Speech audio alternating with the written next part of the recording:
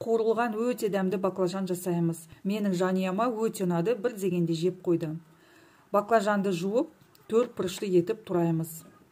Тұздаймыз, сухой чеснок қосамыз. 20-30 минутқа қойып қоямыз. Енді соусымыз дайындаймыз.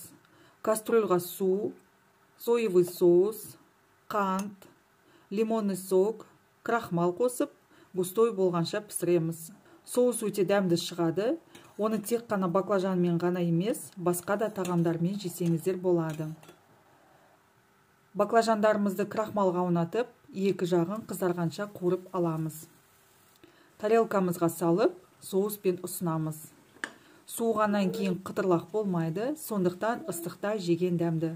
Міндетті түрде жасап көріңіздер, сіздерге ұнайды деген сенімдемін. Егер де менің рецептім ұнаса, тіркеліп лайк басуды ұмытпаңыздар. Баршаңызға ас болсын.